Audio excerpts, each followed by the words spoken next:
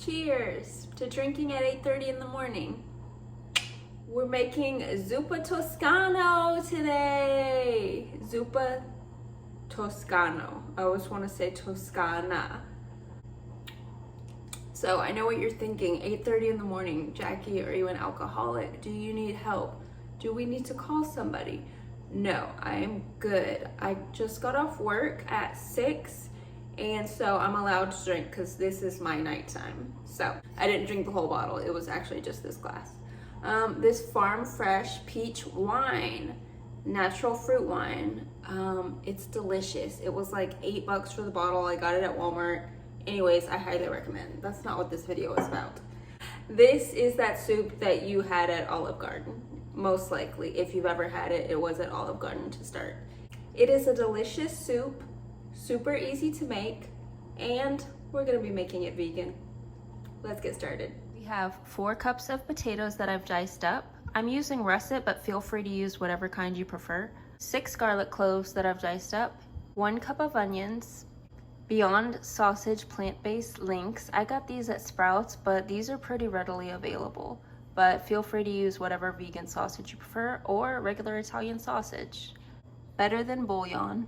1/4 cup of nutritional yeast, and 1 cup flax milk. But wait, something is missing. Oh yeah, the kale. This is what I got at Sprouts, which was actually the inspiration for this video because I was like, what the hell am I gonna do with all of this kale? This is huge. This is 32 ounces, which is 2 pounds of kale. We're gonna go ahead and get our heat going. I'm gonna start with a medium-high heat. And I'm using a large Dutch oven. We're gonna start by heating up some extra virgin olive oil, just a splash, enough to coat the bottom.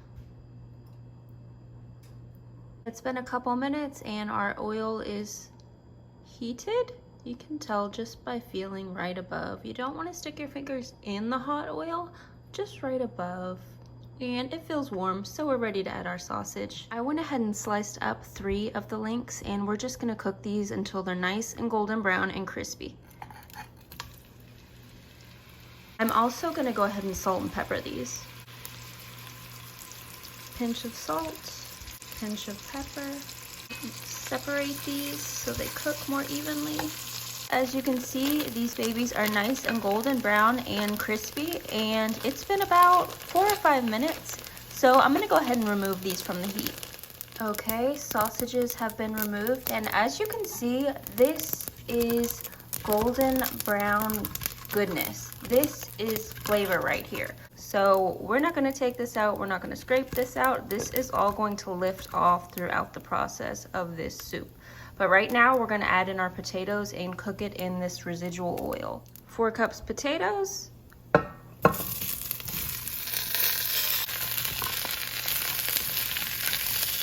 And at this point, I'm just gonna go ahead and add a little splash of water. That's gonna help the potatoes cook a little quicker and lift those brown bits off the bottom. Just a splash, just enough to coat the bottom. As you can see, it's starting to lift. Time to season. This is quite a lot of potatoes, so I'm going to use a pretty hefty pinch of salt. And another one. And some pepper. I just like to season as I go on every level. That way, whenever you get to the end, you don't find that you have a huge pot of soup with no flavor. Give that a stir. Okay, now we're gonna go ahead and cover these potatoes up and continue to cook on medium-high heat for about 10 minutes. I'm gonna check on it throughout, but it's gonna be about 10 minutes before these are semi-cooked. 10 minutes later. Okay, so as you can see, the potatoes have cooked down a bit, and now we're just gonna go ahead and add in our onion and garlic. Stir. I'm also gonna add in another splash of water. Cook that for just a couple minutes. The onions are nice and translucent. Now we're gonna go ahead and add our sausage back in. Boop! I'm gonna add some crushed red pepper. I like a lot of heat. feel free to leave this out. And I'm also gonna add a 1/4 teaspoon of ground white pepper. And that's just to give it that little extra something something. Now we're gonna just fill up our pot with water. I'm using hot water from my kettle, and that's just so that this cooks through that much quicker. Just makes it a little easier. Give this a stir. Our better than bouillon, this is about a tablespoon. We're just layering flavor. And I haven't adjusted the temperature at this point. It's good to just stay at a medium-high heat. Time for our milk. This is 1 cup flax milk. That's just gonna add a little creaminess. Obviously, they use real cream in Zuppa Toscana. And if you want something a little richer than this, then I suggest adding in coconut milk. I have used that in the past, and it does definitely give it a richer taste. But honestly, I find that flax milk or almond milk works just fine. Now we're gonna add in our nutritional yeast. If you've never had nutritional yeast, it's sort of like a vegan Parmesan. It adds a bit of creaminess and a little bit of salt and just extra richness. Looking good. Now we're just gonna go ahead and cook this another 5 minutes or so, and then we can add in our kale. Now, if you do want your kale to be a bit softer and not have very much texture, then you could definitely add it in sooner. I like to add mine at the very end so that it does keep a bit of texture and a little bit of bite to it. That's totally up to you though, guys. I have 4 cups here. Feel free to use more, feel free to use less. We're gonna start with this and see how it goes. Also, you could totally use spinach in this recipe. I've used that before. It is just as tasty. Really, any green you prefer. It's not gonna be authentico, but it doesn't have to be. Now it's looking like a Zuppa Toscano. Mamma mia. Chef's kiss. And we're gonna go ahead and turn our heat off. And just let the residual heat cook down our kale. Also, since we added another layer to our pot, we want to add more seasoning. Salt, pepper, and stir. All right, this looks great. I'm gonna take this off the heat. Yummers. Look at all of this goodness.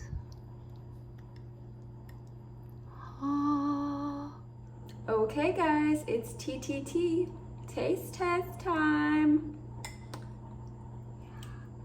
Oh yeah, nice and warm, comfort food, perfect for the fall. Okay, need potato, need sausage, need kale, need broth.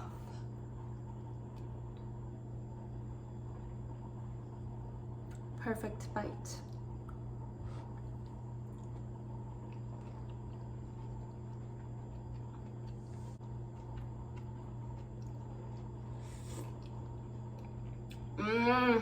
Oh my god, that's so good. That was so easy too. Honestly, that took me like a half hour.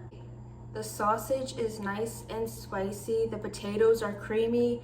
The kale has the perfect amount of texture, and the broth is perfectly creamy. I find that whenever the potatoes cook down a little bit, it also adds some creaminess. So another reason that you don't need to actually use heavy cream.